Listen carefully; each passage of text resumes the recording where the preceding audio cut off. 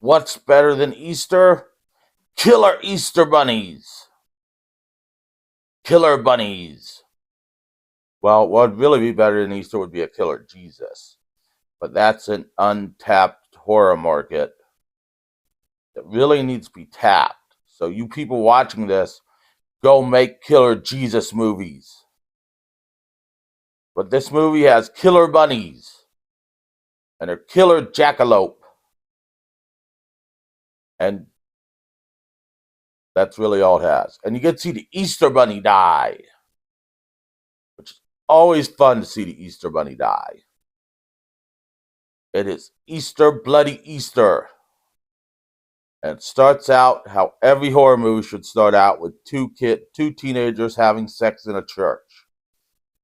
Because where else can teenagers have sex but a church? And then they die. And then we meet our main character who wakes up outside. And then goes in the house and starts drinking.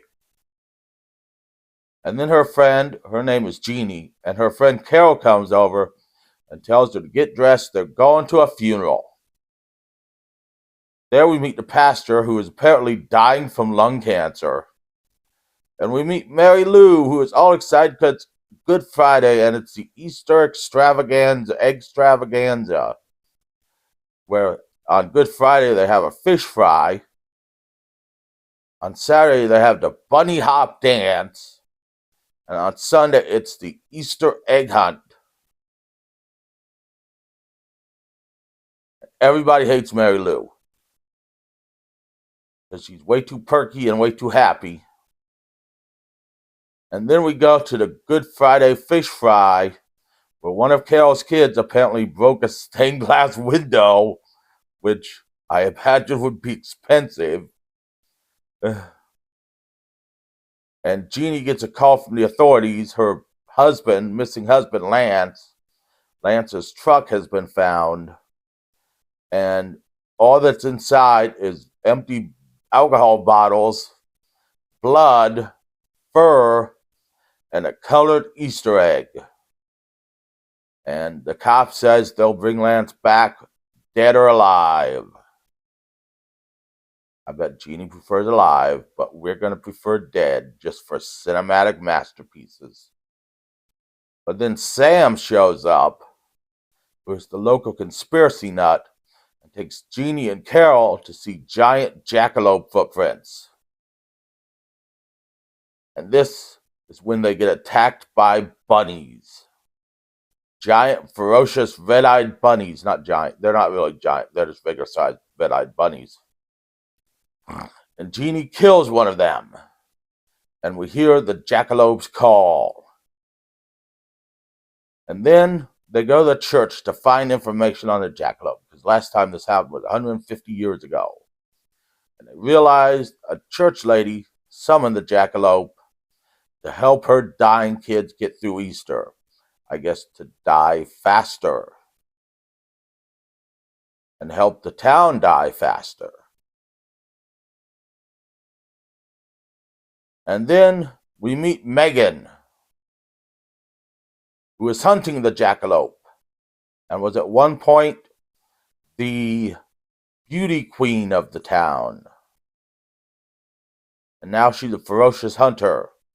She's got a long mane, many knives, a shotgun for an arm, and a chainsaw. I'm just making stuff up. And she's going to hunt the jackalope with Jeannie and Carol. So they come up with a plan. Since Megan's got a foot of a jackalope, maybe this jackalope was missing a foot. So they go to the bunny hop dance, where there's a drag queen, which this movie takes place in Texas, particularly West Texas, which I do not think there'd be a drag queen in West Texas. But that is just my opinion. A drag queen welcomed at a church function in West Texas. I think they'd probably be burning the drag queen alive. And then they do the bunny hop dance, which is absolutely hilarious to watch. And Megan and Carol are measuring feet while Jeannie gets drugged at the bar and passes out, where the preacher finds her. And Carol thinks she found a suspect in Sally, who's missing part of her one foot. But Mayor Lou says it is from a combine accident when she was a child. Meanwhile, Jeannie gives up after the mayor says it's probably Lance. He goes home and gets drunk and sees herself as the jackalope. Now, mind you, this is after a couple more times that Jeannie's woken up on the lawn. But Lance is there with Jeannie, and they start fighting because Jeannie apparently cheated on Lance with Mayor Lou. But Megan is in the backyard fighting with the jackalope, who then impales her on his horns and takes her heart. Now, we have so far seen the jackalope take every victim's heart and put it in his Easter basket. I do not know what he wants with all these hearts, but apparently he is making a big heart thing with the hearts. We do not find out even what he wants with these hearts. Apparently he's eating them, feeding them to werewolves, feeding them to his bunny minions. We don't find out what he wants with these hearts. I'm going to pretend he's biting these hearts and then feeding them to other people to make mini jackalopes. Well, Jeannie goes outside and sees Megan dead and takes her jacket. And Jeannie, who Sam earlier told her that the jackalope was now going after kids, Jeannie and Carol go to the Easter Bunny egg hunt, where they tell all the kids after bunnies show up to run for their lives, and everyone gets slaughtered. The preacher, Mayor Lou, Sally, a bunch of people we've never met, the gay guy, who I also don't think would be welcomed in West Texas. Everyone gets slaughtered.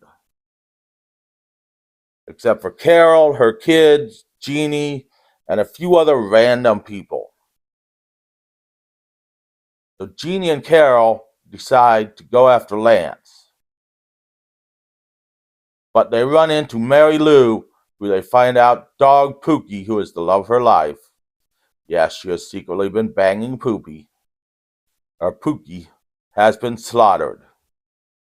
And Mary Lou says, I'm going with you to rescue Lance.